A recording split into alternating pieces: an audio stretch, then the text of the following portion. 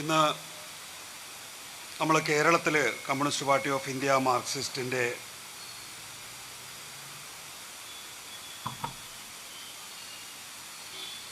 ഇരുപത്തിനാലാം പാർട്ടി കോൺഗ്രസുമായി ബന്ധപ്പെട്ട് ഒരു സെമിനാർ നടത്തുമ്പോൾ ശ്രീ ശ്രേയാംസ് കുമാർ ചൂണ്ടിക്കാണിച്ചതുപോലെ തന്നെ നമുക്ക് കേരളത്തിൻ്റെ മാത്രം കണ്ണിലൂടെ ഇന്ന് മാധ്യമങ്ങളെ നോക്കിക്കണ്ടാൽ പോരാ.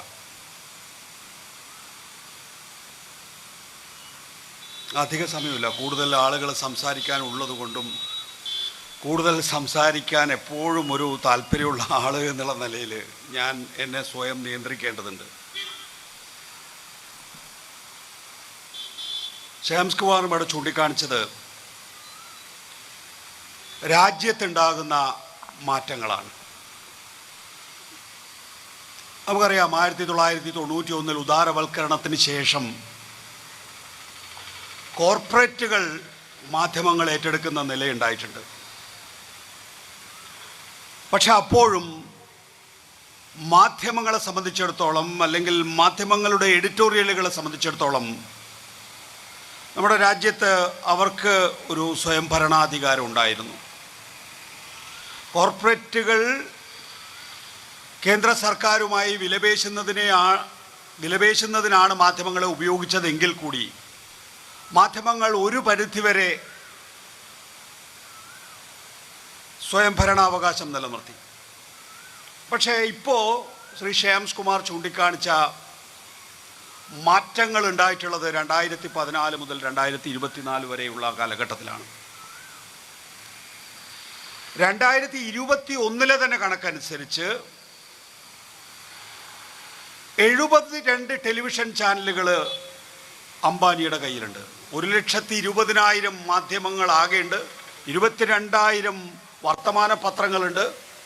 950 ടെലിവിഷൻ ചാനലുണ്ട്. അതിൽ 350 വാർത്താ ചാനലുകളാണ്.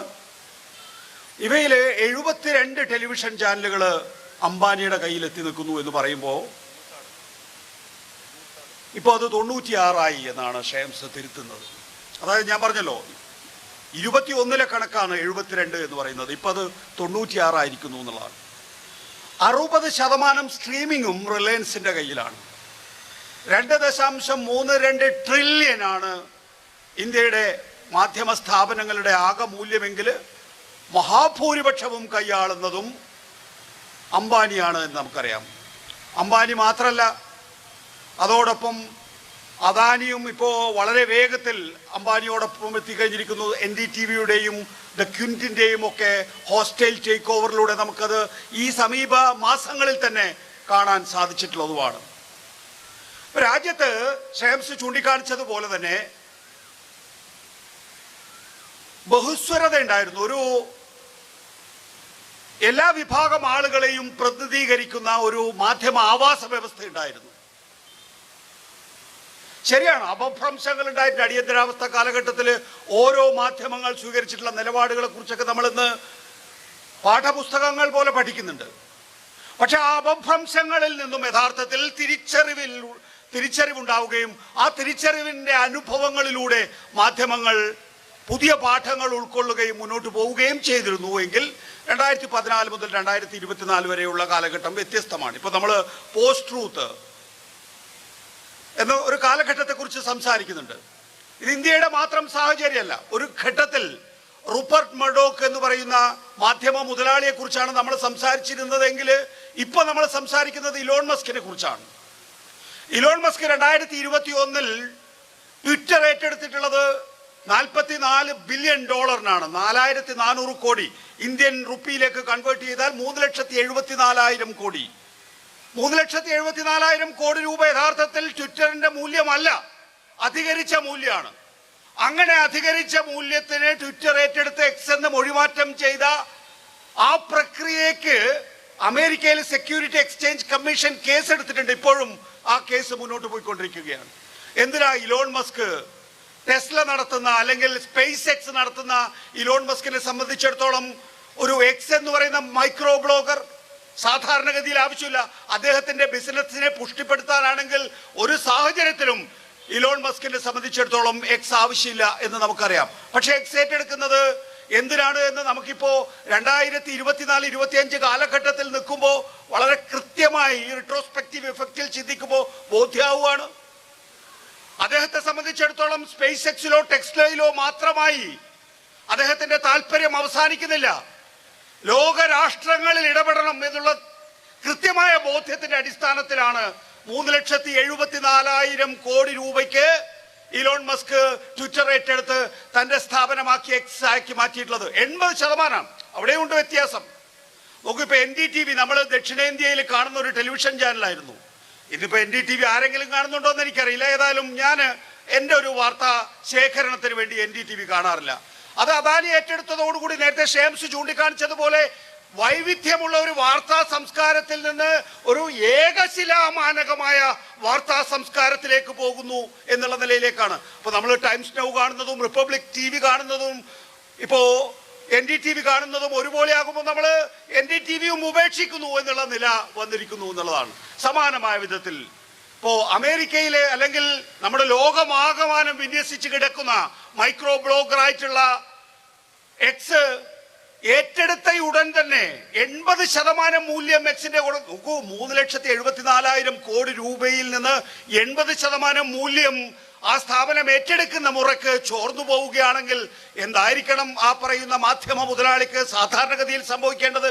പക്ഷെ സംഭവിക്കുന്നില്ല എന്ന് മാത്രമല്ല, ഡൊണാൾഡ് ട്രംപ് അധികാരത്തിൽ വന്നപ്പോ ഇലോൺ മസ്കിന്റെ മൂല്യം ഇരട്ടിയായി വർദ്ധിക്കുകയാണ് എന്ന് മാത്രമല്ല, ഡൊണാൾഡ് ട്രംപ് അധികാരത്തിൽ വരുന്നു ഈ എക്സ് ഏറ്റെടുത്ത് എക്സിലൂടെയുള്ള പ്രചരണം മാത്രമല്ല, എക്സിലൂടെ ശക്തി സംഭരിക്കുന്ന ശക്തി സംഭരിക്കുന്ന ഇലോൺ മസ്ക് എന്ത് ചെയ്യുന്നു? അദ്ദേഹത്തിന്റെ ഡൊണാൾഡ് ട്രംപിന്റെ തെരഞ്ഞെടുപ്പ് പ്രചരണ പ്രവർത്തനങ്ങളിൽ നേരിട്ടിടപെടുന്നു. തെരഞ്ഞെടുപ്പ് പ്രചരണ യോഗങ്ങളിൽ വരുന്നവരിൽ ഒരാളെ നറുക്കെടുത്ത് $1 മില്യൺ അവരിൽ ഒരാൾക്ക് നൽകുകയും ചെയ്യുന്നു എന്ന് പറയുമ്പോൾ എങ്ങനെയാണ് കമലാ ഹാരിസിനെ ഡൊണാൾഡ് ട്രംപിന് തോൽപ്പിക്കാനായിട്ടുള്ളത്? മദ്രാസുകാരിയാ അല്ലേ കമലാ ഹാരിസ് എന്ന് പറയുന്നത്? മദ്രാസുകാരിയുടെ മകളാണ്. അപ്പോ ഒരു മദ്രാസുകാരിയുടെ മകൾക്ക് വൈറ്റ് സുപ്രീമിസ്റ്റ് ആയിട്ടുള്ള ഡൊണാൾഡ് ട്രംപിനെ നേരിടാൻ കഴിയുന്നു എന്ന് പറയുന്നതിന് ലോകാത്ഭുതങ്ങളിൽ ഒന്നാണ്.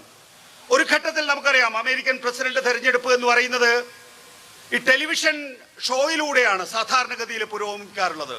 3 ടെലിവിഷൻ ഷോ. ഒന്നാമത്തെ ടെലിവിഷൻ ഷോയിലൂടെ തന്നെ കമലാ ഹാരിസ് ഡൊണാൾഡ് ട്രംപിനെ മറികടക്കുന്നു. ആദ്യത്തെ ടെലിവിഷൻ സംവാദത്തിന് ശേഷം ഡൊണാൾഡ് ട്രംപ് പരസ്യമായി പ്രഖ്യാപിക്കുന്നു, ഞാൻ ഇനി ടെലിവിഷൻ ഷോയിലില്ല എന്ന് തീരുമാനിക്കുന്നു.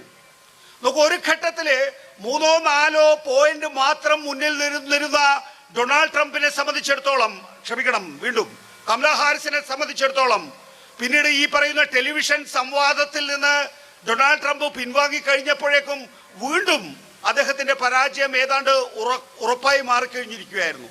പക്ഷെ അവിടെയാണ് ഇലോൺ മസ്ക് എന്ന് പറയുന്ന വ്യവസായി ഇടപെടുകയും ഡൊണാൾഡ് ട്രംപിന്റെ വിജയത്തിലേക്ക് കാര്യങ്ങൾ എത്തുകയും ചെയ്തിട്ടുള്ളത് എന്നുള്ളത് നമുക്ക് ഇപ്പോ മനസ്സിലാക്കാൻ കഴിയുന്നതാണ്. അതായത് അമേരിക്കൻ പ്രസിഡന്റ് സ്ഥാനത്തേക്ക് ഡൊണാൾഡ് ട്രംപ് വിജയിച്ചു കഴിഞ്ഞ സമയത്ത് ഡൊണാൾഡ് ട്രംപ് പറയുന്ന ഒരു കാര്യമുണ്ട്, എ സ്റ്റാർ ഈസ് ബോൺ, ഒരു നക്ഷത്രം ജനിച്ചിരിക്കുന്നു എന്ന്.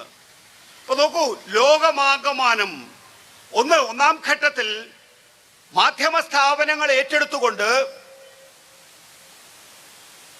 സർക്കാരുമായി അല്ലെങ്കിൽ ഏതൊക്കെ ഗവൺമെന്റുകളാണോ ഓരോ രാജ്യത്തുള്ളത് അവരുമായി നല്ല ബന്ധത്തിൽ ഏർപ്പെടുന്നു. രണ്ടാം ഘട്ടത്തിലാവുമ്പോഴേക്കും അവർക്ക് വേണ്ടി, ഭരണാധികാരികൾക്ക് വേണ്ടി രാഷ്ട്രീയത്തിൽ ഇടപെടുന്നു എന്നുള്ള നില വന്നു.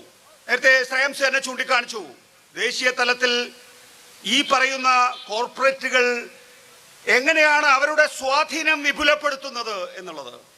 ഇന്ത്യൻ സാഹചര്യം തന്നെ എടുത്താൽ നമുക്കറിയാം, അദാനി ഒരു വളരെ പ്രധാനപ്പെട്ട പോയിന്റ് മാൻ ആണ് നരേന്ദ്രമോദിയെയും അമിത്ഷായെയും സംബന്ധിച്ചിടത്തോളം. ആ പോയിന്റ് മാൻ ഇപ്പോ മഹാരാഷ്ട്ര നിയമസഭാ ഉപതെരഞ്ഞെടുപ്പ് വന്നു.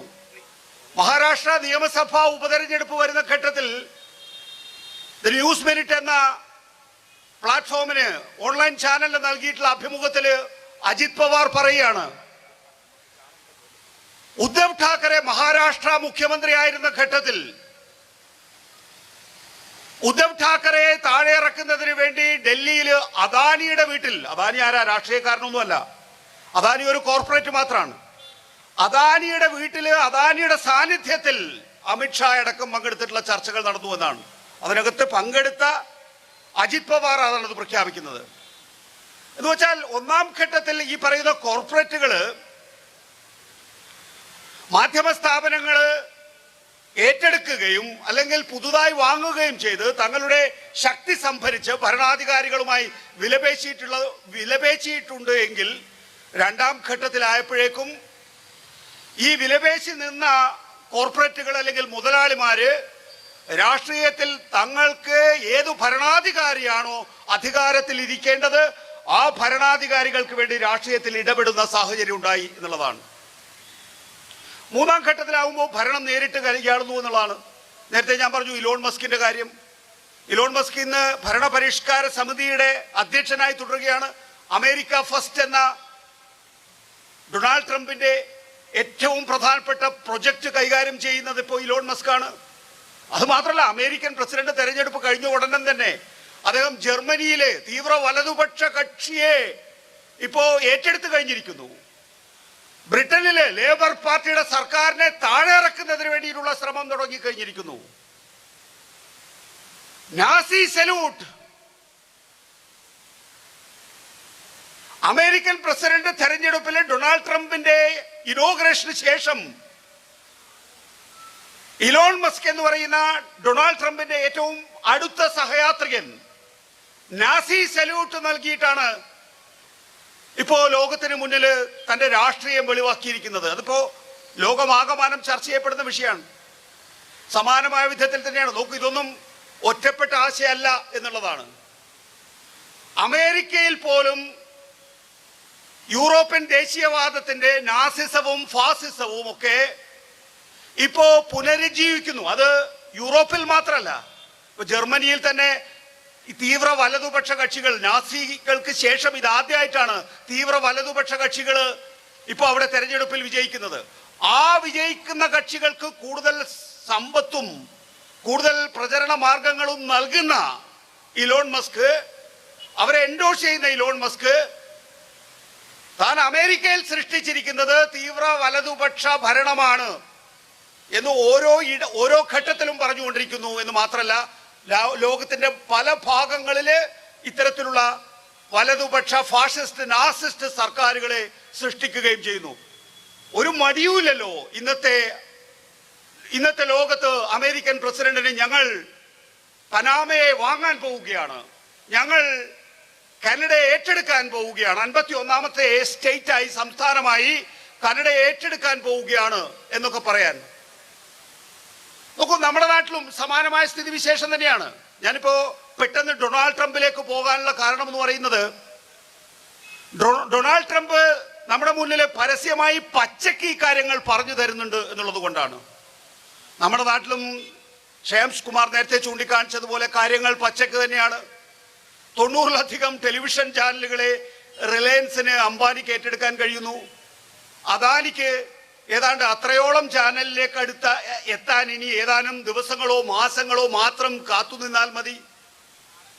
നമുക്ക് ഒരു കാലഘട്ടത്തിൽ, ഇപ്പൊ ഞാൻ 1996 എന്റെ വിദ്യാഭ്യാസം പൂർത്തിയാക്കിയിട്ട്, അല്ലെങ്കിൽ പൂർത്തിയാക്കുന്ന ഘട്ടത്തിൽ തന്നെ എന്നെ സംബന്ധിച്ചിടത്തോളം ഞാനൊരു രാഷ്ട്രീയ കുടുംബത്തിൽ ജനിച്ചിട്ടുള്ള ആളാണ്. വിദ്യാർത്ഥി രാഷ്ട്രീയത്തിൽ വളരെ സജീവമായി പ്രവർത്തിക്കുന്ന ആളാണ്. രാഷ്ട്രീയത്തിൽ തുടരുക എന്നുള്ളത് എന്നെ സംബന്ധിച്ചിടത്തോളം വലതുകാല് വെക്കുന്നത് പോലെ സ്വാഭാവികമായിരുന്നു. പക്ഷേ അന്ന് എൻ്റെ മുന്നിലുണ്ടായിരുന്ന ടെലിവിഷൻ മാതൃകകൾ അല്ലെങ്കിൽ മാധ്യമ മാതൃകകൾ എന്ന് പറയുന്നത് ചടുലവും സത്യസന്ധതയുള്ളതുമായിരുന്നു.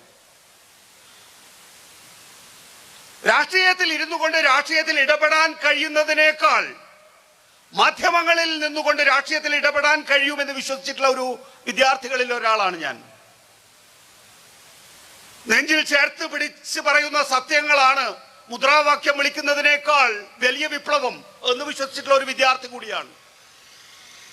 അങ്ങനെ നമ്മൾ ഈ മേഖല തെരഞ്ഞെടുക്കുമ്പോൾ അതിനകത്തൊരു വൈവിധ്യമുള്ള ആവാസ വ്യവസ്ഥയുണ്ട്. നമുക്ക് ആ കാലഘട്ടത്തിൽ നമ്മൾ കാണുന്ന മാധ്യമങ്ങൾ എന്ന് പറയുന്നത് ഒരു മാധ്യമ പ്രവർത്തകനോ അല്ലെങ്കിൽ ഒരു കൂട്ടം മാധ്യമ പ്രവർത്തകരുടെ ഒക്കെ തന്നെയും പ്രൊഫഷണൽ സംവിധാനങ്ങളാണ്. എൻ്റെ മുമ്പിൽ അന്ന് ടെലിവിഷൻ ചാനലായിട്ടുണ്ടായിരുന്നത് ശശികുമാറിന്റെ ഏഷ്യാനെറ്റാണ്. ആ കാലഘട്ടത്തിൽ ഏഷ്യാനെറ്റ് എന്ന് പറയുന്ന ടെലിവിഷൻ ചാനൽ ഒരു വിപ്ലവമായിരുന്നു. ഒരു സംശയം ഉണ്ടായിരുന്നില്ല അക്കാര്യത്തിൽ. എന്നെ സംബന്ധിച്ചിടത്തോളം ഒരു സംശയം ഉണ്ടായിരുന്നില്ല. ലോകത്തിലും അങ്ങനെ ഒരു ടെലിവിഷൻ ചാനൽ ഉണ്ടായിട്ടുണ്ടോ എന്ന് അത്ഭുതമായിരിക്കും. ഇന്ത്യയിൽ എന്തായാലും ഇല്ല. ഇന്ത്യയിൽ അന്ന് അപ്ലിങ്കിങ് അനുമതിയില്ല. ഇന്ത്യയിലെന്നല്ലോ, ഇന്ത്യയിലെ ഒരു പ്രധാനപ്പെട്ട ഭാഷയൊന്നും അല്ലല്ലോ ഹിന്ദി എന്ന് പറയുന്നത്. മലയാളം, നമ്മുടെ ഈ തെക്കേ അറ്റത്തുള്ള കേരളത്തിന്റെ ഭാഷയാണ് മലയാളം എന്ന് പറയുന്നത്. ഈ മലയാള ഭാഷയിലെ ഒരു ടെലിവിഷൻ ചാനലില് വാർത്ത തത്സമയം സംപ്രേഷണം ചെയ്യുന്നതിന് വേണ്ടി, വാർത്ത മാത്രമല്ല കേട്ടോ, ആ ടെലിവിഷൻ ചാനലിന്റെ ഉള്ളടക്കം സംപ്രേഷണം ചെയ്യുന്നതിന് വേണ്ടി ആദ്യം റഷ്യയില്, അത് കഴിഞ്ഞ് മനിലയില്, അത് കഴിഞ്ഞതിന് ശേഷം സിംഗപ്പൂരില്, അങ്ങനെ വിദേശ രാജ്യത്തു പോയി ഇന്ത്യയിൽ ഇങ്ങേ തെക്കേ അറ്റത്ത് കിടക്കുന്ന ഒരു ചെറിയ ഭൂപ്രദേശത്തിൽ ആ ഭൂപ്രദേശത്തിന്റെ ഭാഷയിൽ സംസാരിക്കുന്ന ഉള്ളടക്കം സാറ്റലൈറ്റ് ടെലിവിഷനിലൂടെ ആളുകൾ കാണുമെന്ന ധാരണയാട്ടോ. അന്നൊന്നും ഒരു ഉറപ്പുമില്ല ടെലിവിഷൻ ഈ രീതിയിൽ വലിയ നിലയിൽ വികസിക്കുമെന്നൊന്നും. അങ്ങനെ ധാരണയിൽ ശശികുമാർ അദ്ദേഹത്തിന്റെ PTI TV-യിൽ ഉണ്ടായിട്ടുള്ള അറിവ് ഉപയോഗിച്ചുകൊണ്ട് ഒരു പരിശ്രമം നടത്തുകയാണ് ചെയ്യുന്നത്. അന്ന് ദേശീയ ടെലിവിഷൻ ചാനലായിട്ടുള്ള ദൂരദർശന് മാത്രമാണ് അപ്ലിങ്കിങ് അനുമതി ഇന്ത്യയിലുള്ളത്. ഒരൊറ്റ ടെലിവിഷൻ ചാനൽ മാത്രമേ പറ്റുള്ളൂ. അത് സ്റ്റേറ്റ് ടെലിവിഷൻ ആയിട്ടുള്ള ദൂരദർശനിലൂടെ മാത്രമേ പാടുള്ളൂ എന്നാണ് അന്ന് കേന്ദ്ര സർക്കാർ തീരുമാനിച്ചിട്ടുള്ളത്. അതിനൊരു വ്യക്തതയുണ്ട്. കാരണം എന്താ, നമ്മുടെ നാട്ടില് പലതരത്തിലുള്ള ടെലിവിഷൻ ചാനലുകൾ വന്നാൽ, പ്രത്യേകിച്ച് അതിർത്തി പ്രശ്നങ്ങളിലൊക്കെ തന്നെയും സംഘർഷം ഉണ്ടാകുന്ന ഘട്ടത്തിൽ ഒരുപക്ഷെ ഇന്ത്യയിൽ നിന്ന് മറ്റ് രാജ്യവിരുദ്ധ ടെലിവിഷൻ ചാനലുകൾ ഉണ്ടാകാനുള്ള സാധ്യതയൊക്കെ ഒരുപക്ഷെ രാജ്യം അങ്ങനെ കണ്ടിട്ടുണ്ടാകാം. ഇപ്പൊ FM സ്റ്റേഷനുകൾക്ക് ആ നിലയിൽ നമ്മൾ വാർത്തയ്ക്കല്ല അനുമതി നൽകുന്നില്ലല്ലോ. ശ്രേംസിനൊക്കെ ഒരുപാട് FM സ്റ്റേഷനുകളുണ്ട്, വാർത്ത നൽകുന്നില്ല, ഇപ്പോഴും അനുവദിച്ചിട്ടില്ല. ഒരു കാലഘട്ടത്തിൽ ടെലിവിഷനും അത് ഉണ്ടായിരുന്നില്ല എന്നുള്ളതാണ്. പക്ഷെ ഇങ്ങനെ വിദേശ രാജ്യങ്ങളിൽ പോയി വാർത്തകൾ കൂടി സംപ്രേഷണം ചെയ്യാൻ തുടങ്ങിയിട്ടുള്ള സാഹചര്യത്തിലാണ് ഇന്ത്യയിലെ ടെലിവിഷൻ ചാനലുകൾക്ക് സംപ്രേഷണാനുമതി നൽകിയിട്ടുള്ളത്. ഞാൻ പറഞ്ഞു വന്ന വിപ്ലവം എന്ന് പറയുന്നത്, നോക്കൂ, ഹിന്ദിയില് ZTV ഉണ്ടായിരുന്നു, തമിഴ്നാട്ടില് സൺ TV ഉണ്ടായിരുന്നു, സമാനമായി കേരളത്തിലെ ഏഷ്യാനെറ്റ് ഉണ്ടായ ഘട്ടം പോലെ തന്നെ ഇവരും ടെലിവിഷൻ ചാനൽ തുടങ്ങിയിരുന്നു. പക്ഷെ അവരൊക്കെ റെക്കോർഡഡ് ആയിട്ടുള്ള വാർത്താ ബുള്ളറ്റിനുകളായിരുന്നു അവതരിപ്പിച്ചതെങ്കിൽ ശശികുമാറിന്റെ നേതൃത്വത്തിൽ മനിലയിൽ നിന്ന്, സുഹൃത്തുക്കളെ ഞാൻ പറഞ്ഞു വന്നത്, ഒരു കാലഘട്ടത്തില് നമ്മുടെ രാജ്യത്ത് ടെലിവിഷൻ ചാനലുകൾക്ക് സംപ്രേഷണാനുമതി ഉണ്ടായിരുന്നില്ല എന്ന് പറയുമ്പോൾ രാജ്യത്തിനൊരു നയമുണ്ടായിരുന്നു. ആ നയത്തെ എതിർപ്പോടു കൂടിയാണെങ്കിലും നമുക്ക് അംഗീകരിക്കാൻ സാധിക്കും. ഇപ്പൊ എന്താ നയം? ഇപ്പൊ യഥാർത്ഥത്തില് നയമില്ലായ്മയിൽ നിന്നാണ് നേരത്തെ ശ്രേംസ് പറഞ്ഞ ഒരു സ്ഥിതിവിശേഷം ഉണ്ടാക്കിയിരിക്കുന്നത്. നയമില്ലായ്മ എന്ന് പറയുന്നത് പറ്റിക്കലാണ്. ആർക്കും തുടങ്ങാം എന്ന് പറയുമ്പോ ആർക്കും എത്ര ചാനലുകൾ വേണമെങ്കിലും തുടങ്ങാമെന്ന് മാത്രമല്ല, ഈ ടെലിവിഷൻ ചാനലുകൾ കോർപ്പറേറ്റുകൾ ഏറ്റെടുത്തു കഴിഞ്ഞാൽ സ്വാഭാവികമായിട്ടും ഈ സ്റ്റാർട്ടപ്പ് ചാനലുകളോ അല്ലെങ്കിൽ സ്റ്റാർട്ടപ്പ് മാധ്യമ സ്ഥാപനങ്ങളോ തനിയെ കൊഴിഞ്ഞു പോകുമെന്നുള്ളതാണ് യാഥാർത്ഥ്യം. ഇപ്പോ ഞാൻ റിപ്പോർട്ടർ TV എൻ്റെ ഷെയർ സെൽ ഓഫ് ചെയ്ത് കളയുമ്പോൾ ശ്രേംസ് പറഞ്ഞതിൽ നിന്നോ അല്ലെങ്കിൽ പറയാത്തതിൽ നിന്നോ ഞാൻ വേർതിരിച്ചെടുത്തിരിക്കുന്നത് ശ്രേംസിന്റെ മാതൃഭൂമി എന്ന് പറയുന്ന കേരളത്തിലെ ഏറ്റവും വലിയ മാധ്യമ സ്ഥാപനങ്ങളിൽ ഒന്നായിട്ടുള്ള ആ മാതൃഭൂമി പ്രസ്ഥാനത്തിന് തന്നെ നാളെ ഭീഷണി നേരിടുന്നു എന്നാണ്. നമുക്ക് ഒരു ഇന്ത്യ വിഷനിലൂടെ, റിപ്പോർട്ടറിലൂടെ ഒരു മാധ്യമ സ്ഥാപനം തുടങ്ങി ആ മാധ്യമ സ്ഥാപനം കേരളത്തിന്റെ മാധ്യമ സ്ഥാപനമാക്കാൻ ആഗ്രഹിച്ച ആളാണ്. പക്ഷേ വരുന്നത് മുഴുവൻ കോർപ്പറേറ്റുകളാണ്. ഞാനും ശ്രേംസും, ഞാൻ റിപ്പോർട്ടർ TV-യുടെ MD ആയിരുന്ന കാലഘട്ടത്തിൽ ശ്രേംസിന്റെ ഒരു പ്രൊഫഷണലിസത്തെ കുറിച്ചൊക്കെ എനിക്ക് നല്ല ബോധ്യമുണ്ട്.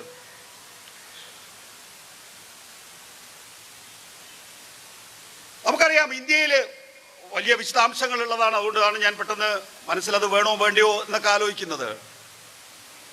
നമുക്ക് കാരേജ് ഫീ ഉണ്ട്. ഒരു ടെലിവിഷൻ ചാനൽ സംബന്ധിച്ചിടത്തോളം കാരേജ് ഫീ ഉണ്ട്. ആ കാരേജ് ഫീ എന്ന് പറയുന്നത് സാധാരണഗതിയിൽ ഇപ്പോൾ ഒരു ടെലിവിഷൻ ചാനലിന് അതിന് കിട്ടുന്ന വരുമാനം ഉപയോഗിച്ചുകൊണ്ട് ആ കാരേജ് ഫീ കൊടുക്കാൻ സാധിക്കില്ല. ഇന്ത്യയിലെ പ്രധാനപ്പെട്ട കോർപ്പറേറ്റുകളൊക്കെ തന്നെയും ആ കോർപ്പറേറ്റുകൾ തന്നെയാണ് ഈ പറയുന്ന ഡിസ്ട്രിബ്യൂഷൻ ചാനലുകൾ നടത്തുന്നത് എന്നുള്ളതിനാൽ കോർപ്പറേറ്റ് സ്ഥാപനങ്ങൾക്ക് മാത്രം നൽകാൻ കഴിയുന്ന വിധത്തിൽ കാരേജ് ഫീ ഉയർത്തി വച്ചിരിക്കുന്നു എന്നുള്ളതാണ്. ഇപ്പോൾ കേരളത്തിലെ കോർപ്പറേറ്റ് മാധ്യമങ്ങളെ സംബന്ധിച്ചിടത്തോളം ആ കാരേജ് ഫീ നിലനിൽക്കുന്നത് അവരെ സംബന്ധിച്ചിടത്തോളം നല്ലതാണ്. കാരണം ഈ സ്റ്റാർട്ടപ്പ് അല്ലെങ്കിൽ പ്രൊഫഷണലുകൾ നടത്തുന്ന ടെലിവിഷൻ ചാനലുകൾ കൊഴിഞ്ഞു പോകുമ്പോൾ മാർക്കറ്റിൽ അവരുണ്ടാക്കുന്ന വാക്യൂമുണ്ട്. ആ വാക്യൂമിലേക്ക് കൂടി ഈ കോർപ്പറേറ്റ് ചാനലുകൾക്ക് കടന്നു കയറാം. ഒരു ഘട്ടത്തിൽ ട്രായ് തീരുമാനിക്കുന്നു ഈ പറയുന്ന കാരേജ് ഫീ കൊടുക്കേണ്ടതില്ല എന്ന് തീരുമാനിക്കുന്നു. അങ്ങനെയാണെങ്കിൽ ഓരോ സെറ്റ് ഓഫ് ബോക്സിലും 20 പൈസ വെച്ച് കൊടുത്താൽ മതിയായിരുന്നു. അന്ന് ശ്രേയാംസാണ് KTF-ന്റെ കേരള ടെലിവിഷൻ ഫെഡറേഷന്റെ പ്രസിഡന്റ് എന്ന് പറയുന്നത്. ഞങ്ങളൊക്കെ ശ്രേയാംസിന്റെ മുറിയിൽ എല്ലാ ദിവസവും ആ ഘട്ടത്തിൽ ചർച്ച ചെയ്യായിരുന്നു. പക്ഷെ പൊളിഞ്ഞുപോയെന്താ? ഒന്ന്, ഈ പറയുന്ന തീവ്ര വർഗീയ നിലപാടുകളുള്ള രാഷ്ട്രീയ പാർട്ടികളുടെ ടെലിവിഷൻ ചാനലുകൾക്ക് പോലും ഈ കാരേജ് ഫീ കൊടുക്കണ്ട, അവരെ പേടിച്ച് സൗജന്യമാക്കിയിരിക്കുന്നു എന്നുള്ളത്. രണ്ടാമത് എന്ന് പറയുന്നത് കോർപ്പറേറ്റുകളെ സംബന്ധിച്ചിടത്തോളം അവരുടെ കയ്യിൽ പണമുണ്ട്. അത് കൊടുത്താൽ അവർക്ക് ഈ പറയുന്ന സ്റ്റാർട്ടപ്പ് ചാനലുകൾ അല്ലെങ്കിൽ ഈ പറയുന്ന പ്രൊഫഷണൽ ചാനലുകൾ കൊഴിഞ്ഞു പോകുന്നതിൻ്റെ വാക്യൂമിൽ കടന്നു കയറി കൂടുതൽ വലിയ മാർക്കറ്റ് ഉണ്ടാക്കാം. ഈ കോൺഫ്ലിക്റ്റിനിടയിൽ ട്രായുടെ ഇന്ത്യ സർക്കാരിൻ്റെ റെഗുലേഷൻ പോലും മാനിക്കാതെ പോകുന്നു എന്നുള്ള നില കൈവന്നു. ഒന്നും ചെയ്യാൻ പറ്റിയില്ല എന്നല്ല, ചെയ്യാൻ അനുവദിച്ചില്ല എന്നുള്ള നില വന്നു. ആരൊക്കെ എവിടെയൊക്കെ കളിച്ചിട്ടുണ്ട് എന്നുള്ളത് പിൽക്കാലത്ത് നമുക്ക് നോക്കാം. ഞാൻ ഈ പറയുന്നതെന്ന് വെച്ചാൽ ഒരു ഘട്ടത്തിൽ സ്റ്റേറ്റ് ടെലിവിഷൻ മാത്രം മതി എന്ന് കരുതിയെടുത്ത് ഇപ്പോൾ ഒരു മുതലാളിക്ക് എത്ര ടെലിവിഷൻ ചാനലുകളും തുടങ്ങാമെന്നും അങ്ങനെ എത്ര ടെലിവിഷൻ ചാനലുകൾ തുടങ്ങിയാൽ ബാക്കിയുള്ള പ്രൊഫഷണൽ ടെലിവിഷൻ ചാനലുകൾ അല്ലെങ്കിൽ സ്റ്റാർട്ടപ്പ് ടെലിവിഷൻ ചാനലുകൾ കൊഴിഞ്ഞു പോകുന്നു എന്നുള്ള ഒരു പ്രത്യേക ആവാസ വ്യവസ്ഥ. അതുകൊണ്ടാണ് ഞാൻ പറഞ്ഞ ഒരു നയമില്ലായ്മയിൽ നിന്ന് ഒരു പുതിയ നയം സൃഷ്ടിക്കുകയാണ് ഇന്ത്യ സർക്കാർ എന്ന് പറയുന്നത്. എന്തുകൊണ്ട് ഒരു റെഗുലേഷൻ ഇന്ത്യയിൽ ഉണ്ടായിക്കൂടാ? ഒരു ടെലിവിഷൻ ചാനൽ മാത്രമേ വേണ്ടൂ എന്ന് തീരുമാനിച്ച സർക്കാരിന് ഒരു മുതലാളിക്ക് മാധ്യമ ആവാസ വ്യവസ്ഥ, ഒരു വ്യതിരിക്തമായ മാധ്യമ ആവാസ വ്യവസ്ഥ ഉണ്ടാക്കാൻ ഒരു മുതലാളിക്ക് എത്ര ടെലിവിഷൻ ചാനലുകൾ തുടങ്ങാമെന്നത് സംബന്ധിച്ച ഒരു റെഗുലേഷൻ ഉണ്ടാക്കുന്നതിന് എന്താ ബുദ്ധിമുട്ടൊന്നുമില്ല. പക്ഷേ അവരുദ്ദേശിക്കുന്ന കാര്യം ഇത്രയേ ഉള്ളൂ, ഈ രാജ്യത്ത് കോർപ്പറേറ്റ് മാധ്യമങ്ങൾ മാത്രമേ ഉണ്ടാകാൻ പാടുള്ളൂ എന്നുള്ളതാണ്. നരേന്ദ്രമോദിയെ സംബന്ധിച്ചിടത്തോളം നല്ല വ്യക്തതയുണ്ട് അക്കാര്യത്തിൽ. 1998 ഞാൻ ദില്ലിയിൽ ഏഷ്യാനെറ്റിന്റെ പ്രതിനിധിയായി പോകുമ്പോൾ എൻ്റെ ബീറ്റ് എന്ന് പറയുന്നത് BJP ബീറ്റാണ്. അന്ന് അശോക റോഡിലുള്ള BJP ഓഫീസിൽ എന്നും എല്ലാ ദിവസവും, കാരണം എന്താ, അന്ന് ദേശീയ പാർട്ടികൾ രണ്ടാണ്, പ്രധാനമായും രണ്ടാണ്, കോൺഗ്രസും BJP-യും. BJP ഭരിക്കുന്ന കാലഘട്ടമാണ്, AB വാജ്പേയിയുടെ കാലഘട്ടം. ഞാൻ എന്നും അശോക റോഡിലേക്ക് പോകുമ്പോൾ കാണുന്ന ഒരാളാണ് നരേന്ദ്രമോദി എന്ന് പറയുന്നത്. RSSന്റെ പ്രചാരക സ്ഥാനത്ത് നിന്ന് BJP-യുടെ സംഘടനാ ജനറൽ സെക്രട്ടറിയായി വന്നയാള്. ആ ആള് 2001 ഗുജറാത്തിലേക്ക് പോകുന്നു. കച്ച് ഭൂകമ്പം, കേശുഭായ് പട്ടേലിനെ സംബന്ധിച്ചിടത്തോളം അവിടെ രക്ഷാപ്രവർത്തനം നടത്താൻ പറ്റുന്നില്ല, ദുരിതാശ്വാസ പ്രവർത്തനം നടത്താൻ പറ്റുന്നില്ല, പുനരധിവാസ പ്രവർത്തനം നടത്താൻ പറ്റുന്നില്ല. അദ്വാനി അന്ന് BJP-യുടെ എല്ലാമാണ്. അദ്വാനി അന്ന് BJP-യുടെ കേന്ദ്ര ഓഫീസിൽ ഉണ്ടായിരുന്ന സംഘടനാ ജനറൽ സെക്രട്ടറി നരേന്ദ്രമോദിയെ ഗുജറാത്തിലേക്ക് അയക്കുന്നു. അവിടെ 2002 ഗുജറാത്ത് കലാപം ഉണ്ടാകുന്നു. ആദ്യം ഗോദ്ര ഗുജറാത്ത് കലാപം. പിന്നെ എന്താ സംഭവിക്കുന്നത്? ഞാൻ അതിനുള്ള ഉൾക്കളിയൊന്നും പറയുന്നില്ല. പക്ഷേ ആ ഘട്ടത്തിൽ എന്താ സംഭവിക്കുന്നത്? മുഖ്യമന്ത്രിമാരുടെ സമ്മേളനത്തിൽ നരേന്ദ്രമോദിക്ക് കൈകൊടുക്കാൻ മറ്റ് രാഷ്ട്രീയ നേതാക്കൾ മുഖ്യമന്ത്രിമാർ തയ്യാറാകുന്നില്ല. യൂറോപ്പ്, അമേരിക്ക തുടങ്ങിയ ഒന്നാം നിരയിലുള്ള രാജ്യങ്ങൾ നരേന്ദ്രമോദിക്ക് വിസ അനുവദിക്കാൻ തയ്യാറാകുന്നില്ല. അന്താരാഷ്ട്ര മാധ്യമങ്ങൾ നരേന്ദ്രമോദിയെ നരഭോജിയായി കാണിക്കുന്നു. ഈയിടെ നിരോധിച്ച BBC-യുടെ ഒരു ഡോക്യുമെന്ററിയിലുണ്ടല്ലോ, അതിനകത്ത് BBC ലേഖിക നരേന്ദ്രമോദിയോട് ചോദിക്കുന്നുണ്ട്, നിങ്ങൾക്ക് ഇനി എന്താണ് പഠിക്കാനുള്ളത് ഗുജറാത്ത് കലാപത്തിനൊക്കെ ശേഷം? അപ്പോൾ നരേന്ദ്രമോദി പറയുന്നുണ്ട്, എനിക്ക് മാധ്യമങ്ങളെ കൈകാര്യം ചെയ്യുന്നതാണ് ഇനി പഠിക്കാനുള്ളത് എന്ന്. ശരിയാണ്, നരേന്ദ്രമോദിയെ സംബന്ധിച്ചിടത്തോളം മാധ്യമങ്ങൾ നരേന്ദ്രമോദി കാരണം എന്താ, വംശഹത്യയാണ് ഗുജറാത്തിൽ നടന്നത് എന്നായിരുന്നു അന്നത്തെ നെറേറ്റീവ്, ഇന്നത്തെയും നെറേറ്റീവ്. അതിൻ്റെ അടിസ്ഥാനത്തിൽ മാധ്യമങ്ങൾ നരേന്ദ്രമോദി ഒറ്റപ്പെടുത്തി. നരേന്ദ്രമോദിയെ സംബന്ധിച്ചിടത്തോളം ഈ നിലയിൽ കോർപ്പറേറ്റുകളെ കൊണ്ട് ഈ മാധ്യമങ്ങൾ മുഴുവൻ ഏറ്റെടുപ്പിക്കുക എന്നു മാത്രമല്ല, തനിക്ക് പുരപ്പുറത്ത് കയറി ഉദ്ഘോഷിക്കാൻ കഴിയുന്ന രീതിയിൽ സാമൂഹ്യ മാധ്യമങ്ങളെ ഉയർത്തിയെടുക്കുക. ആ സാമൂഹ്യ മാധ്യമങ്ങളിലെല്ലാം സാധ്യമാണ്. അപ്പോൾ എല്ലാം സാധ്യമാക്കി. ഈ 2014 മുതൽ 2024 വരെയുള്ള കാലഘട്ടത്തിൽ ഈ രണ്ടാം ഘട്ടത്തിലൂടെ, ഈ ഉദാരവൽക്കരണത്തിൻ്റെ രണ്ടാം ഘട്ടത്തിലൂടെ, അല്ലെങ്കിൽ ചങ്ങാത്ത മുതലാളിത്ത കാലഘട്ടത്തിലൂടെ ഈ മാധ്യമങ്ങൾ മുഴുവൻ ഒരൊറ്റ കൊടക്കീഴിലേക്കായി കഴിഞ്ഞിരിക്കുന്നു എന്നുള്ളതാണ്. നാളെ നേരത്തെ ശ്രേയാംസ് ആശങ്കപ്പെട്ടതുപോലെ അദ്ദേഹം പറഞ്ഞ കാര്യം നമ്മളിവിടെ എഴുതി വെക്കണം എന്നാണ് എൻ്റെ അഭിപ്രായം. നാളെ ശ്രേയാംസ് കുമാർ ചൂണ്ടിക്കാണിച്ചതുപോലെ ഇന്ത്യയിൽ ഇങ്ങനെ തന്നെയുള്ള ഭരണ സംവിധാനമാണ് പോകുന്നതെങ്കിൽ ഒരൊറ്റ സ്വതന്ത്ര മാധ്യമ സ്ഥാപനവും ഈ രാജ്യത്ത് നിലനിൽക്കാൻ പോകുന്നില്ല. ഒരൊറ്റ സ്വതന്ത്ര മാധ്യമ സ്ഥാപനവും നിലനിൽക്കാൻ പോകുന്നില്ല. അതിനെ അനുവദിക്കില്ല. അതിൻ്റെ നയങ്ങൾ കൊണ്ടും അതിന് ഇപ്പോൾ വന്നിട്ടുള്ള വന്നുകൊണ്ടിരിക്കുന്ന റെഗുലേഷനുകൾ കാരണവും. കാരണം അങ്ങനെ നിന്നിട്ട് കാര്യമില്ല എന്നുള്ളതാണ്. അപ്പോൾ എന്താ ചെയ്യുക? ഗതി മുട്ടുമ്പോൾ ഈ പറയുന്ന മാധ്യമ സ്ഥാപനങ്ങൾ ഓഹരികൾ വിറ്റുപോകാനുള്ള സാധ്യതയുണ്ട്. ഓഹരി കുറച്ച് കിട്ടിയാൽ മതി. NDTV ഏറ്റെടുത്തത് എങ്ങനെയാണെന്ന് നമുക്കറിയാം. ഓഹരിയൊന്നും കൈമാറിയിട്ടല്ല NDTV ഏറ്റെടുത്തിട്ടുള്ളത്. NDTVയെ സംബന്ധിച്ചിടത്തോളം ടൈംസ് നൗ വന്നു, അല്ലെങ്കിൽ മറ്റ് ടെലിവിഷൻ ചാനലുകൾ വന്നു. അതിനോട് മത്സരിക്കാൻ വേണ്ടി കടം വാങ്ങിയപ്പോൾ അയാൾക്ക് കൊളാട്രലായി കൊടുക്കാൻ വേറെ ഒന്നും ഉണ്ടായിരുന്നില്ല. ഷെയർ കൊടുത്തു, ആ ഷെയർ പിടിച്ചെടുത്തു. ഈ നിലയിൽ രാജ്യത്തിൻ്റെ മാധ്യമ ആവാസ വ്യവസ്ഥ മാത്രമല്ല, അത് നാളെ ഡൊണാൾഡ് ട്രംപിലൂടെ എങ്ങനെയാണോ ഇലോൺ മസ്ക് രാജ്യത്തിൻ്റെ ഭരണവും ലോകത്തിൻ്റെ ഭരണവും നടത്താൻ ശ്രമിക്കുന്നത്, സമാനമായ വിധത്തിൽ കുത്തക മുതലാളിമാരുടെ ഭരണത്തിലേക്ക് നമ്മൾ പോകുന്നു എന്നുള്ളതാണ്. ഇത് എൻ്റെ അഭിപ്രായമല്ല കേട്ടോ. ഡൊണാൾഡ് ട്രംപ് പ്രസിഡന്റ് ആകുന്നതിന് തൊട്ടു മുമ്പ് ജോ ബൈഡൻ അമേരിക്കൻ പ്രസിഡന്റ് പറയാണ്, സമ്പന്ന ഭൂപ്രഭു വർഗം ലോകത്ത് ഉയർന്നു വന്നിരിക്കുന്നു, ഇത് അപകടകരമാണ് എന്നാണ്. നോക്കൂ, ഒരു ക്യാപിറ്റലിസ്റ്റ് കൺട്രിയുടെ, ലോകത്തിലെ ഏറ്റവും വലിയ ക്യാപിറ്റലിസ്റ്റ് കൺട്രിയുടെ തലവൻ പറയുകയാണ്, ഒരു സമ്പന്ന പ്രഭുവർഗം, ഭൂപ്രഭു അല്ല കേട്ടോ, സമ്പന്ന പ്രഭുവർഗം ഇപ്പോൾ ലോകത്ത് പുതുതായി സംജാതമായിരിക്കുന്നു, അത് ലോകത്തിന് അപകടമാണ് എന്നുള്ളതാണ്. നോക്കൂ, നേരത്തെ തന്നെ ഈ സാമ്പത്തിക ശാസ്ത്രത്തിൽ വളരെ വ്യക്തതയോടുകൂടി പറഞ്ഞിരുന്നു, അതിസമ്പന്നരായി ഉയർന്നു വരുന്ന ഒരു പ്രഭുവർഗം എപ്പോഴും ഈ പറയുന്ന ക്യാപിറ്റലിസത്തിന് തന്നെ എപ്പോഴും അപകടമാണ് എന്ന്. സമാനമായ വിധത്തിൽ ഇപ്പോൾ ജോ ബൈഡൻ ഒരു ക്യാപിറ്റലിസ്റ്റ് കൺട്രിയുടെ പ്രസിഡന്റ് എന്നുള്ള നിലയിൽ പ്രവചിക്കുകയാണ് അടുത്ത 4 വർഷം അമേരിക്കയിൽ എന്താണ് സംഭവിക്കാൻ പോകുന്നത് എന്നുള്ളത്. അപ്പോൾ ലോകമാകമാനം ഇത് ആശങ്കയോടുകൂടി കാണുന്നതാണ്. നമ്മളെ സംബന്ധിച്ചിടത്തോളം നമ്മുടെ രാഷ്ട്രീയത്തിൽ അത് കടന്ന് കയറി കഴിഞ്ഞിരിക്കുന്നു.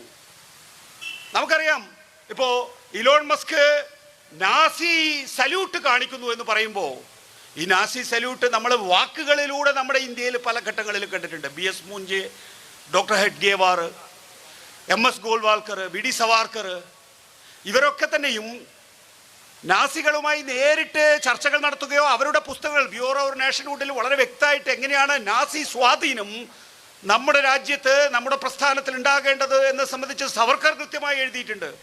BS മൂഞ്ചെ 1931 മുസോളിനിയുമായി ജർമ്മനിയിൽ പോയി നേരിട്ട് കൂടിക്കാഴ്ച നടത്തുകയും ഇന്ത്യയിൽ ഇതെങ്ങനെ സാധ്യമാകും എന്നത് സംബന്ധിച്ച് വിശദീകരിക്കുകയും ചെയ്തിട്ടുണ്ട്. കഴിഞ്ഞ 2014 മുതൽ 2024 വരെയുള്ള കാലഘട്ടത്തിൽ ഈ പറയുന്ന യൂറോപ്യൻ ആശയങ്ങൾ എങ്ങനെയൊക്കെ നടപ്പിലാക്കാമെന്നുള്ളത് നമ്മൾ അനുഭവങ്ങളിലൂടെ പഠിച്ചിട്ടുള്ളത്. അത് വെറും ന്യൂനപക്ഷത്തിൻ്റെ ഉന്മൂലനത്തിൽ മാത്രമല്ല, ഗീബൽസ്യൻ തന്ത്രങ്ങളിൽ കൂടെ, അത് ഈ മാധ്യമങ്ങളിലൂടെ നമുക്ക് കാണാം. ഇപ്പോൾ റിപ്പബ്ലിക് TVയുടെയൊക്കെ സാധാരണഗതിയിൽ നമ്മൾ സാമൂഹ്യ മാധ്യമങ്ങളുടെ കാര്യത്തിലാണ് ഈ ഫേക്ക് ന്യൂസ് ഒക്കെ പറയുന്നത്.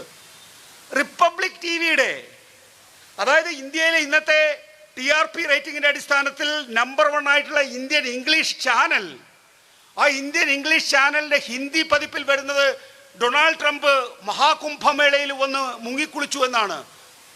വ്ളാഡിമിർ പുടിൻ മഹാകുംഭമേളയിൽ വന്ന് മുങ്ങിക്കുളിച്ചു എന്നാണ്. എന്നിട്ട് നരേന്ദ്രമോദിയെ പ്രകീർത്തിച്ചു പോയി എന്ന് പറയുന്നത് നമ്മുടെ സാമ്പ്രദായിക മാധ്യമങ്ങളാണ്, മുഖ്യധാര മാധ്യമങ്ങളാണ്. ആലോചിച്ച് നോക്കണം, ഇതൊന്നും സാമൂഹ്യ മാധ്യമങ്ങളിലുള്ള വാർത്തയല്ല എന്നുള്ളത് നമ്മൾ കാണണം.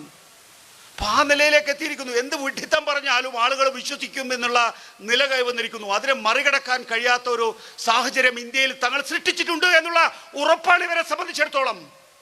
അല്ലെങ്കിൽ ഏതെങ്കിലും ഒരു പ്രധാനമന്ത്രിക്ക് 2024 ലോക്സഭാ തെരഞ്ഞെടുപ്പിന്റെ കാലഘട്ടത്തിലാണ് നമ്മുടെ പ്രധാനമന്ത്രി നരേന്ദ്രമോദി പറയുന്നത്, ഞാൻ അമ്മ മരിക്കുന്നത് വരെ വിചാരിച്ചിരുന്നത് അമ്മയുടെ ഗർഭപാത്രത്തിൽ നിന്നാണ് ഞാൻ ഉണ്ടായത് എന്നാണ്, പക്ഷേ ഇപ്പൊ എനിക്ക് മനസ്സിലായി ദൈവം എന്നെ നേരിട്ട് അയച്ചതാണോ എന്ന്.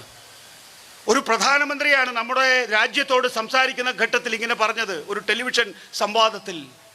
നമ്മുടെ chief justice of India D Y Chandrachud പറയാണ്, ഞാൻ വിധിന്യായത്തിലേക്ക് എത്താൻ കഴിയാതെ വരുന്ന സമയത്ത് പ്രാർത്ഥിക്കാറുണ്ട്. അയോധ്യ വിധി വരുന്നതിന് മുമ്പ് പ്രാർത്ഥിച്ചപ്പോൾ എനിക്ക് ഇത് വിധി കിട്ടി എന്ന് പറയുന്നു.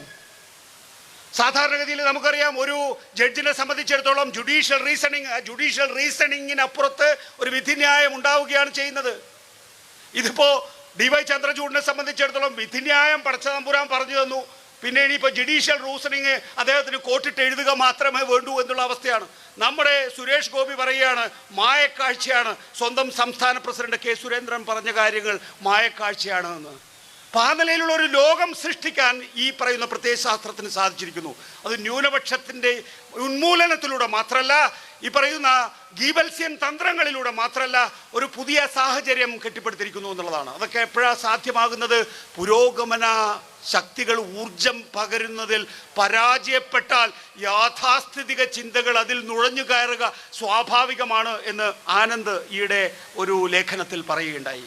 അതുതന്നെയാണ് സംഭവിച്ചുകൊണ്ടിരിക്കുന്നത്. നമ്മൾ പറയും പുരോഗമന ശക്തികൾ.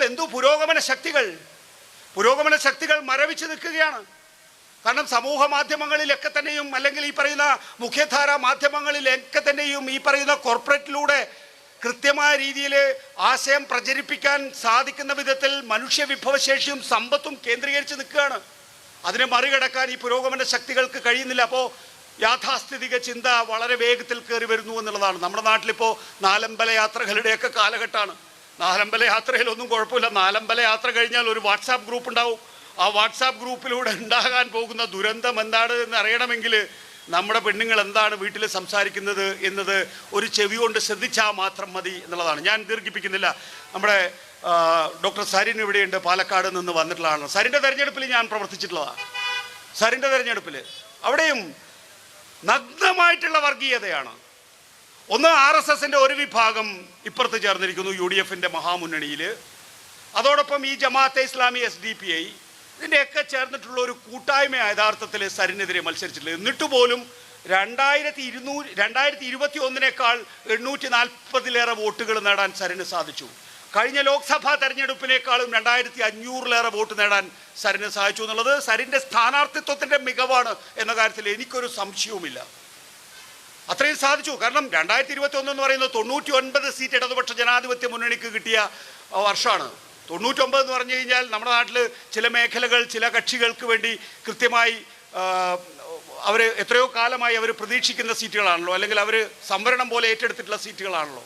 അതുകൊണ്ട് 99 എന്ന് പറയുന്നത് മഹാവിജയം. ആ മഹാവിജയത്തിൻ്റെ കാലഘട്ടത്തിൽ മൂന്നാം തരത്തിലേക്ക് പോയ CPMനെ സംബന്ധിച്ചിടത്തോളം 849 വോട്ടുകൾ കൂടുതൽ കിട്ടുക എന്ന് പറയുന്നത് നമുക്ക് എല്ലാ വർഗീയതയും ചേർന്ന് ജമാഅത്തെ ഇസ്ലാമിൻ്റെ SDPIയുടെ മുഴുവൻ മതചിഹ്നങ്ങളോടും കൂടി അകത്തേക്ക് പോവുകയാണ്, വീട്ടിനകത്തേക്ക്. എന്താ ഇവർ പറയുന്നത്? തെരഞ്ഞെടുപ്പ് ചട്ടമുണ്ടോ ചിട്ടയുണ്ടോ ഒന്നും നമുക്കറിയില്ല.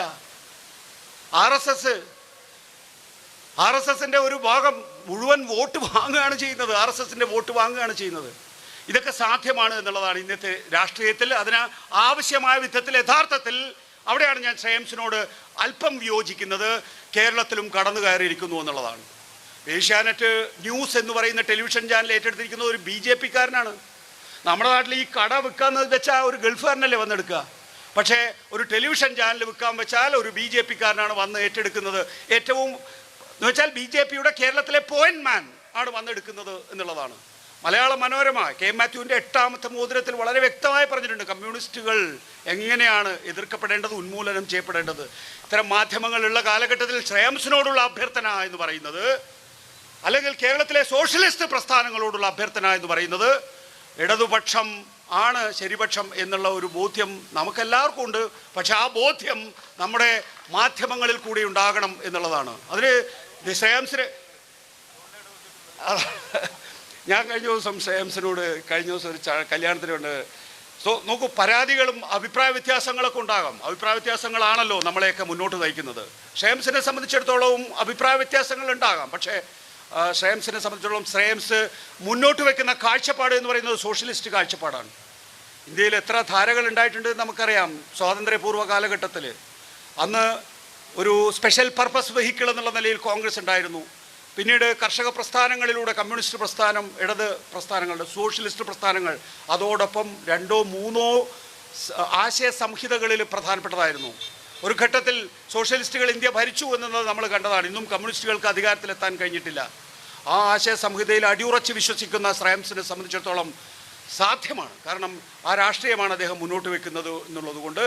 അതുകൊണ്ട് ശ്രേംസ് സോഷ്യൽ മീഡിയ നോക്കി ഒരു ശത്രുവായി ഇടതുപക്ഷത്തെ പ്രഖ്യാപിക്കേണ്ടതില്ല. കാരണം നമ്മൾ സോഷ്യൽ മീഡിയയിൽ ശത്രുവാക്കുന്നില്ലെങ്കിൽ നമ്മൾ യഥാർത്ഥത്തിൽ ഇല്ല എന്നുള്ള അവസ്ഥ വരും. ശ്രീ ശ്രേയാംസ് കുമാർ, പരാതിയല്ലല്ലോ. നോക്കൂ, സോഷ്യൽ മീഡിയയിൽ നാളെ എനിക്കെതിരെ വിമർശനം ഉണ്ടാകുന്നില്ല, അല്ലെങ്കിൽ എനിക്കെതിരെ ഇപ്പോൾ വിമർശനം കുറഞ്ഞു ഞാൻ ടെലിവിഷൻ ചാനൽ വിട്ടതിന് ശേഷം, അപ്പോൾ എനിക്ക് ടെൻഷനാണ്. നമ്മൾ പ്രസക്തമല്ലാതായി പോകുന്നുണ്ടോ എന്നുള്ള കാര്യം. അതുകൊണ്ട് ശ്രേംസ് പ്രസക്തനാണ് എന്ന് തെളിയിച്ചു കഴിഞ്ഞിരിക്കുന്നു സോഷ്യൽ മീഡിയയിൽ അദ്ദേഹത്തിന് അറ്റാക്ക് ഉള്ളത് കൊണ്ട്.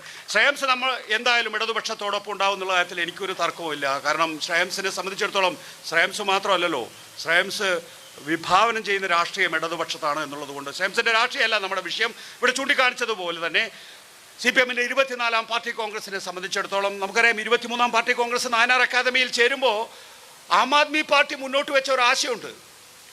BJP-ക്കെതിരെ കോൺഗ്രസ് ഒഴികെയുള്ള എല്ലാ കക്ഷികളെയും ഒരുമിപ്പിച്ച് നിർത്തുക എന്നുള്ളത്.